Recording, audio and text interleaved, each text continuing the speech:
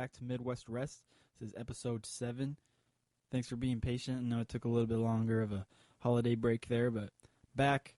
We're going to have a lot more episodes this year. I'm excited to see where it goes. I'm excited to see who I can get on this show. I think it's going to be a great year. I'm excited to just bring you guys more interviews and show you what these people are up to and what they're about. You know, I've got a lot of friends that I still haven't interviewed, so it just seems like it's going to be going for a while. So I'm just excited for that. I'm excited to showcase these people and just let people know them a little bit more.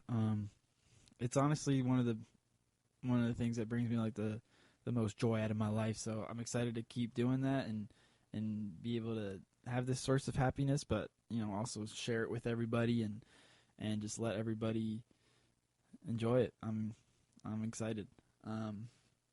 So later on in this show, we got Jimmy Weber on for the interview hour. Jimmy's the man. I'm excited for that. It was a really good interview. I know you guys are going to get a lot out of it. And yeah, Jimmy's gone. Jimmy has moved on from Kearney, Nebraska. He was such a big part of the scene, and now he's moving on to bigger and better things. And yeah, stick around to find out what he's up to. Also on this podcast, I'm going to feature some music from an Omaha band called Funk Trek. Oh my God, these guys are fucking awesome. I have not had the pleasure of seeing like a full show of theirs, live show. I wish, but the little that I have seen and all of the music that I've heard from them, they're easily one of my favorite bands around here in this local scene. They're so fucking good. I don't understand how they haven't broken out and just freaking taken off everywhere. Maybe they have. I don't know. I haven't done too much research on all their where they've gone and everything. I know they've played around everywhere and stuff, but I'm saying they are to that caliber of, like an Aqueous or a Talk, where they're touring all over the country and they've got that kind of dedicated fan base that's going to, let them do like 200 shows a year or something. Maybe that's not where they're at in their life or what they want to do with the band, but I'm just saying they are definitely good enough to fucking do that. They're fucking awesome. Everything about them just gets me excited. It's I don't know. I'm excited for you guys to hear it. I was gonna have, because the thing that really just like started to get me to listen to them a lot more was I don't know if you guys are familiar. There's this YouTube page called Basement Creators Network. I believe they're based out of Lincoln, and they are just having like local bands and just bands around from the area just come in and do a show, and they'll live stream it on YouTube. And I think they have some questions for them every once in a while and stuff. But it's just, I don't know, it's such a cool idea, and it's so cool to see like your friends and people that you've played with be on this show, and like it looks so legit, and it's just, I think it's something like that, and also this podcast, it's something to like legitimize these bands, because they are really good. They are, like I said about Funk Trek, they could really go and tour if they wanted to, but I think just being here in Nebraska, sometimes people don't give them enough credit. And then just having these other platforms, this podcast a little bit, but especially Basement Creators Network, having a place where they're live streamed on YouTube, that looks very legit. The sound is great. It just gives them this sense of legitimacy, and I think it's something that we really needed around here, and I really I can't say enough good things about them. I think they're doing really great work over there, and I've loved everything that they've been putting out, and it just all sounds great, and it looks great, and the way that they've got it all to where you can comment in, and it just looks so seamless and so professional. I'm really hats off to those guys. Like, you guys are doing great work. I did hit them up to maybe put because my favorite Funk Trek song is on only their page on YouTube. I couldn't find the song on Spotify. It's called Debt. Fuck, that song just gets me going. I love that song. But anyway, I hit that page up, and just to see if I could have the song on here. Didn't hear anything back, so I'm not going to do that. I'm not going to be disrespectful and do that. It's okay. I totally understand. But still, I'm going to give you guys all the props and praise in the world, because you guys are doing great work, and I think it's something that was really needed around this area, and it seems like you guys were the perfect ones to do it. So if you haven't checked them out, Basement Creators Network on YouTube. I've said it like 5 times now, but I'm going to say it again. Basement Creators Network, YouTube. Go check it out. They're doing awesome. Give them a like on Facebook or something. They have a bunch of different bands on there, like all different kinds of genres, you know. So it's there's something for everybody on there, and everything is, like I said, so professional and makes everybody look legit. So it's pretty awesome what they're doing over there. But yeah, Funk Trek, they're based out of Omaha, and they're just, I don't know, it's in their name, funk. It's so funky, it's so fucking good, and it just hits me right in the soul. So I'm excited to have some of that stuff on there later, so you guys can hear what they're all about. And other news, I guess, to just follow up on some cruise control stuff. We did our cruise control Christmas shows. I think I mentioned that the last show. We did one in Grand Island at the Chocolate Bar, and then one here in Kearney, Nebraska, at the Village of Kearney, I think is what the place is called. And yeah, that was went really, really well. It was just great to do it for a lot of people that, you know, are friends and haven't seen us in a while, and also just new people that haven't heard of us, and then, you know, you win them over a little bit, and it just, I don't know, it's a really great feeling to see when, like, because you can tell sometimes, you know, when people seem like they're going to be, you know, they're hesitant to judge you right away. You know, they're like, what are these guys all about? You do like 1 or 2 songs and they're still not, you know, convinced. They're just kind of like, okay. But then, you know, you get that one really good solid cover in, and then, you know, one of your bangers, you throw it in there too, and then you start to win people over. And I don't know, I think that's one of the things that draws me so much to music and playing and being that raw on stage, you know, because it's kind of hard when you're playing a lot of original music, and sometimes you don't hear like an applause or something afterwards. I mean, that didn't happen at that place, but anyway, you got to win people over, and it's kind of cool, you know, that you wouldn't expect to like your music, and then they do.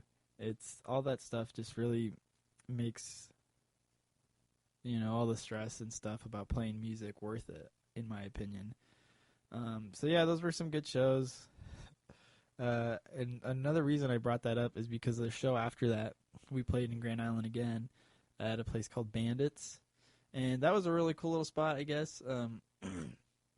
The owner was really cool. He really dug our music, but that was the same thing, you know, like people, I don't even know, like some people didn't seem like they knew that there was going to be a band there that night, and he just seemed like, I don't know if I could win this person over at all. But then, like I said, you start playing a couple, you know, popular covers or something like that, and then you throw in one of your really good bangers, and people just start reacting, and it's slowly but surely, everybody got into it, and I was honestly not expecting it. I was thinking that it was going to be one of those shows, you know, because sometimes you can win people over, sometimes it's just kind of like, I didn't want to see a band tonight, and you're kind of ruining it. Like, I could leave this bar, but this is where I was going to go anyway, so I'm mad at you, you know? So you can't do anything to win people back, but it was cool to just see people turn over, you know, like, you know, when you start playing a riff or something, and then somebody, like, turns their head and is like, whoa, what's going on over there? That's some of the most gratifying things for me, and why I consider myself, you know, even though I don't have the amount of success as some of these other bands around here, or even, you know, like the big people or anything like that, I still feel like that, in my eyes, is success. Being able to win people over with your music, being able to cause a reaction in a positive way, even in a negative way, who cares? But just cause a reaction and get something out of people. I think that in itself is its own success, and it's what makes this so gratifying and worth all the ups and downs. Because there's definitely those ups, you know, where you feel good, but there's definitely some lows, and I just am happy to be part of all of it, and I'm happy to continue doing it, you know, and meeting new people and just connecting, and I think that's what everything's about. So yeah, that's pretty much it for the cruise control stuff. We had Cruise Control Christmas, was cool. And then that show at Bandits, which was fun. Um, I hope you guys had a good New Year's.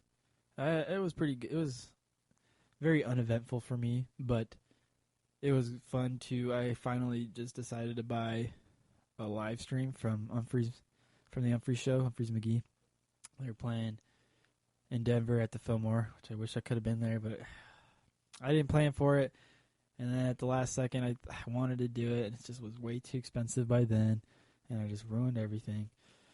But maybe next year we'll see if they're close enough, and they can try to do a New Year's Eve run. But it was a good show. Humphreys is fucking amazing. If you don't know him, go check him out. But yeah, it's cool to see how technology has evolved to that way, because like we don't even think about it sometimes. We're just like, oh, go live for this show, and it's you go on Facebook or something like that and just go Facebook Live, and you don't even bat an eye anymore. But it's just, I don't know, like watching that show and feeling like I was there, it would just put it into perspective again for me. Like, wow, man, like technology has really gone really far, and it's cool to see how we can use it to bring our music to people, to more people, because the stream went down and it was like their second set, so people on the East Coast, I think it was like starting to, become New Year's over there. They don't have anything. Like the screen is just blank and they're getting mad, and everything. But the people at the show were like on Facebook and like communicating, like, oh, this is what they're playing right now. And it was really cool to see how like everybody is so far away, but they were all connected. And we don't even think about it anymore, but it was just cool things like that bring it into perspective. And yeah, like I said, it was a fun stream. It went down for a little bit, but being able to complain and bitch and moan with all the fellow freaks was pretty funny. It got me through it. It came back on for me until before New Year's, so I wasn't too mad, but yeah, fuck tour gigs. So yeah, New Year's was okay. And then in upcoming news, this month you get 2 chances to see me, Hardbread, my solo act, at the other side, both of them. January 18th is the first one. It is Nexus Nexus Music and Arts Festival. It is, I think, on the last episode, Matt Epp talked about it a little bit. Just that it was going to be like this visual arts company that's going to be in there putting on a bunch of different projections and cool lights and everything. And I believe it is going to be, there's two stories at the other side. So the downstairs is going to be doing something on the main stage and everything. I don't know where I'll be, but then there's going to be stuff upstairs too. I think I'll be downstairs, hopefully, but we'll see. So yeah, check that out. January 18th, the main band's going to be there. My homies Slow Stoics, they were on the show. They're fucking awesome. They're one of the best jam bands around here, honestly. They're 3-piece as well, just like us, Cruise Control, and they fucking rip. It doesn't feel like a 3-piece half the time, but yeah, so go check that out. Go see them. Give them a shout out. And then January 21st, playing here at the other side. I already said that. With Zoo Funk U. They're the main band that night, and I'm excited to open for them. They seem pretty cool. It'll be a pretty good show, I believe. So, yeah, go check them out. I believe that'll be the Tuesday, so it'll be fun. Get lit on a Tuesday night. Come listen to some jams. I've been working on a lot of new stuff for Hardbread. We'll see how that comes out. I've, been up and down, but we'll see. I'm excited. I've been trying some new things.